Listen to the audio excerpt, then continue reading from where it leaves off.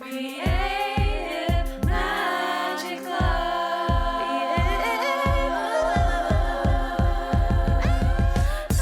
What's up? This is Sarah Mack and welcome to Creative Magic Club. Together, we'll discover inspirational stories of creative entrepreneurs living out their dreams, doing the work they are most passionate about, and building wealth in magical and fun ways. While building a six-figure income as a writer and coach, helping other women to launch their dream businesses, I've connected with so many incredible people and seen it proven again and again that you can thrive financially doing whatever it is you are passionate about. I am here to share life-changing strategies for mindset, making money, and reaching more people with your work in a business and life filled with creativity, freedom, and fun.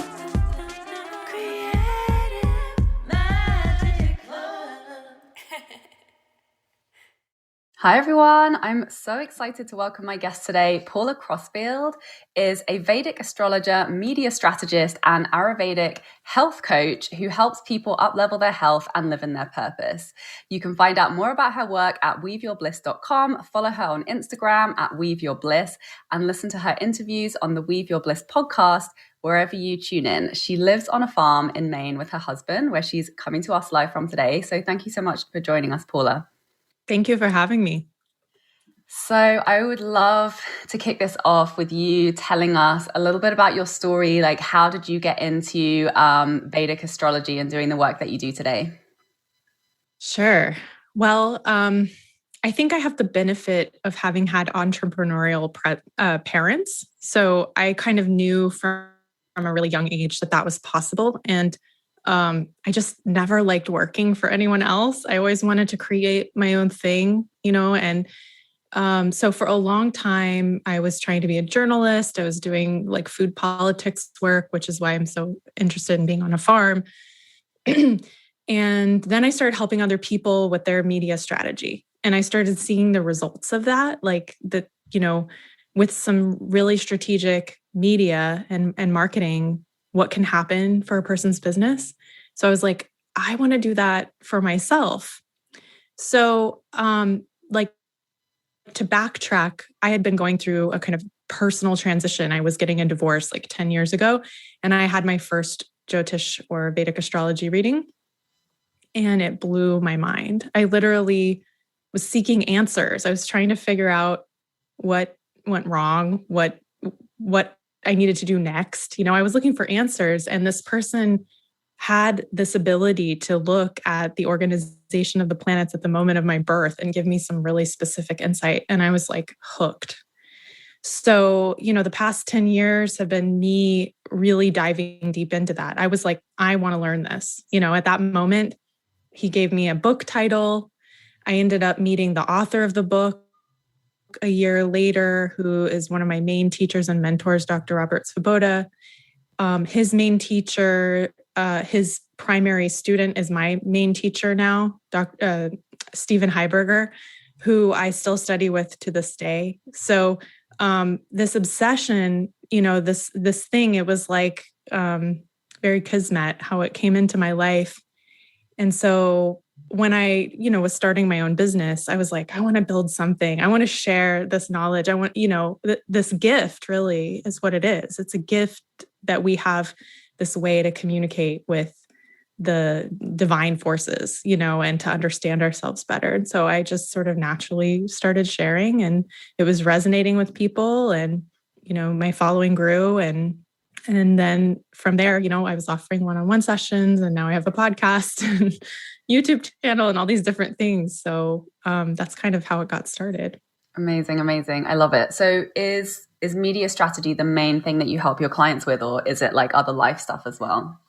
Well, I now do both together. So it's really exciting. So I did media strategy for a long time where I was just giving people really strategic advice about what they could do with their presence. But now I weave in what the stars say, like what the planetary arrangements, what's the good timing for this person, and we can talk about a wide range of subjects. So then I become more like what I would say is like a Vedic counselor, so I'm looking at their business and trying to help them optimize what's going on in their business by what is fruitful for them based on their own planetary stuff.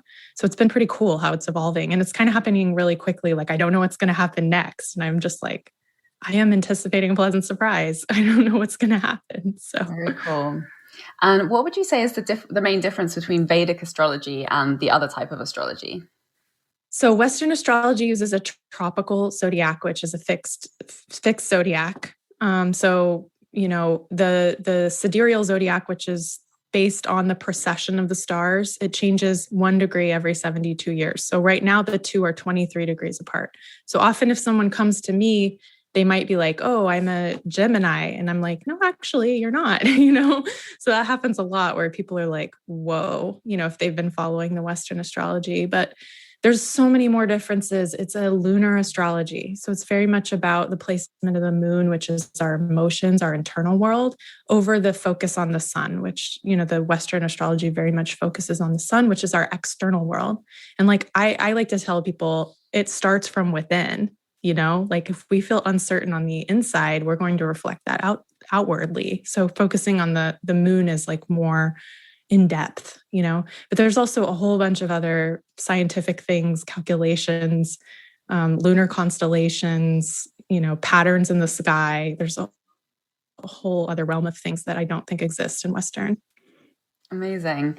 And what would you say is like the main message on your heart? Like when people are coming to you for help with things, like what's the main message that really supports people in getting where they want to go, that you're most passionate about sharing? Oh my gosh. So many people want to know how to live in their purpose. And what this provides is some clues into what your strengths are, where there's obstacles. And a lot of times we want the things where there's obstacles. So we're trying to determine how much of an obstacle it is and if there's something we can do about it. But my biggest message is there's always hope. And having awareness about something is a remedy. It allows us to start working on the thing, even subconsciously. So, when people come to see me, I really like to impart on them that there's always hope. People sometimes are like, isn't my chart horrible? Like, is it, am I not redeemable? And I always say you are, because you're alive. There's so much possibility and there's so much hope and there's a purpose for your life. There's a reason that you're here. So like, how do we better step into that? And a lot of it's about interrupting patterns and thoughts because our beliefs change our karmas. Okay, that was my next question is like, what's your view on the difference between karma and, whatever is the stars have prescribed for us and our free will choices? So I believe there's both. In the East, in India, for example, there's a heavy belief on things being fated and there's nothing you can do about it. And in the US, in America, in the West, we have this strong belief that it's all our will and there's nothing else to it. And often we find ourselves hitting a brick wall at some point in life because we've been pushing too hard, right? And we suffer from chronic burnout. So how do we find a nice blend of the two, understanding that we have limitations, working skillfully within those limitations? It's like, I'm 40 years old. I'm not going to go become a ballet dancer at this point in my life. I mean, I could, but you know what I mean? Like, it takes a lot of training. I'm not going to be starring in the Nutcracker this, Christmas or whatever, you know what I mean? So like, it's understanding what our limitations are and being skillful within that, and there's certain karmas that are very stuck and there's others that are much more mobile and that we have more dexterity to move around, but like, my teacher always says, it may be written that you're going to get hit on the head with a rock, right? But you can do remedies so that you're wearing a helmet and you get hit with a pebble instead of a boulder, right? I love it. And like, how do you define purpose, when you're working with your clients? Like, what does it mean to you when you're doing that work? So the word in India that's often used is dharma. It's what you're supposed to be doing. So it's not career. A lot of times we get them conflated. Purpose is constantly unfolding. I don't know what my purpose is. I know what it is in this minute.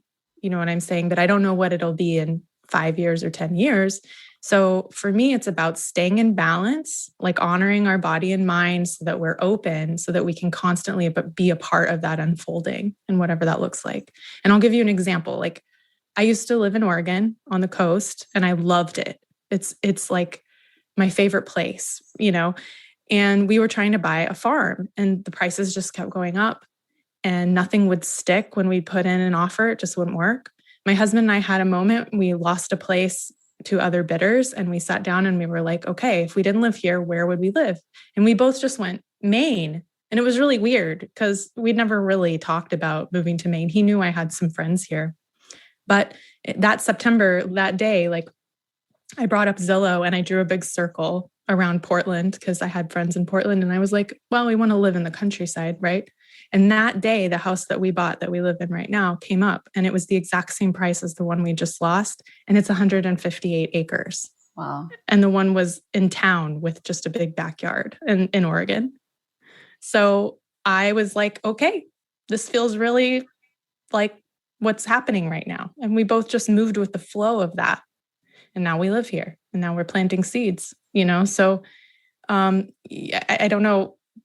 My point is just like being open to what Dharma has to tell us or what purpose looks like in this moment. If I had said no, I would still be where I was and I might be miserable, might have missed my chance to try something new. Does that answer your question? Amazing. I love it. Yeah. And something else I'm curious to get your perspective on is like the interplay between, like internal insight, like using tools like astrology, like you say. And I know that you also work with like essential oils and Ayurveda in terms of like bringing the physical body back into balance.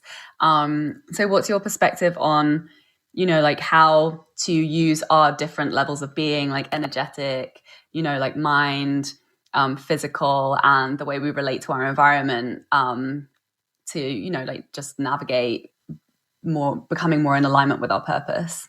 Yeah. So I didn't get to talk to you about Ayurveda, which has been such a key. Like I started with yoga, then I learned about Ayurveda, then I learned about Vedic astrology, So Ayurveda is all about living in balance. It's about finding the substances and actions that help you live in balance so that your body doesn't get in the way of your purpose. So you're not distracted, right? So ideally, if your digestion is working well, it's not making any sound. There's no disturbance. You don't even notice it happening, right?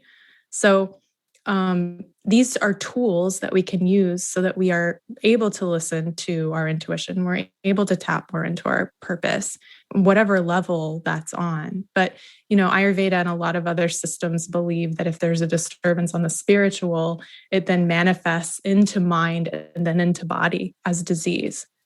So we have to deal with things at all different levels. And that may be energy work. It may be working with essential oils, which I love for working with the mind and working with more subtle spiritual aspects, So, and the essential oils are great too for like setting in intentions, if you want to move something forward. So I love using different tools, and the Weave Your Bliss is the name of my brand, myself, it's what I do. And it's all about that. It's about taking those different things that work for you particularly and weaving bliss out of it, so it's very much about empowering the individual to find those things that work. Yeah. And I think, for most of us in the West, it's often the physical symptoms that are the way in to these other tools and ways of living and ways of relating to ourselves because, and I can speak from experience, a lot of us are living up in our heads, have been very disconnected from our bodies because we don't really know what to do with it or don't have the tools to process what's really going on or are just, living in the world of distraction that we live in. And as somebody who's been through the experience of burnout, I was forced to go inside and to pay attention and to really listen and start paying attention to those cues of, like digestion, pain, fatigue, emotional imbalances. And those are when we start really listening to that, it can, for me, it has opened up this whole world of paying attention to what's going on internally, paying attention to my energy and, and I love this idea. And I think it's not talked about enough that when something is showing up in the physical, it's like the later stages of something that's been going on for us energetically, emotionally, that we just haven't been paying attention to, because ultimately it's like our body is this receiver, right? It's like it's sending us very subtle messages if we can develop the sensitivity to be able to receive them, which a lot of the time we're not if we're constantly consuming stimulants or we have our head in our technology or so I love that you're talking about that. Yeah, I think it's important that, so many of us have to have a healing crisis before we get the message, So I love talking to people before that happens, ideally, and hopefully they listen, because sometimes our body requires us to go so deep, like it has to get to a place where we can't go forward any longer in the way that we have, But it helps us uniquely to help others, I think, who are going through similar things, since so many of us do experience burnout. Totally. And I think, like the art of something like astrology, like it's so fun and it's so inspiring to engage with these just, ways of relating to ourselves that, it's one of those things that pull you from moving away from pain to actually, a space and a tool to play with that allows us to, be more in alignment more often, be having way more fun, be having less of the doubt and the uncertainty and the self-questioning, or like you say, coming up against a brick wall less and less, and really being able to live in flow. So that's awesome. I'm super excited to dive in and learn more about all of your work. And I'm sure everybody listening is as well. What have you got going on? Where can people find you if they want to learn more about your work? Well, I just literally launched a podcast this week. So the trailer is out, but it's going to be interviews with different people living in their purpose and their journey and how they stay grounded. So that's called Weave Your Bliss, the Weave Your Bliss podcast. So you can find that wherever you find your podcasts. And other than that, I have a moon guide that gives you all the full and new moons. And there's essential oil remedies that I created for each of the new moons for you to help you set in your intentions. And that's free on my website, weaveyourbliss.com. I've got so much stuff that I'm planning. I'm super excited about. But yeah, I'm so grateful that I can do this as my work, because it's really a privilege to be able to help people at such a depth. I feel like I've been trying to figure out what I can do that'll help us get to the root and get some real answers. And, I think it's so beautiful to be able to relate to things that are unseen and that we can't comprehend with like a Western scientific mindset. I think it's important that we get out of that frame sometimes. So I feel really privileged that I can help people do that. Yeah, so exciting. I love it. I love it. Thank you so much for coming on and sharing your genius with us today. Everybody go and check out Paula. Thanks, Paula. Thank you. Thanks for watching, everyone. Bye. For more inspirational content, head over to my website withsarahmac.com and please support the show by liking, commenting, and subscribing.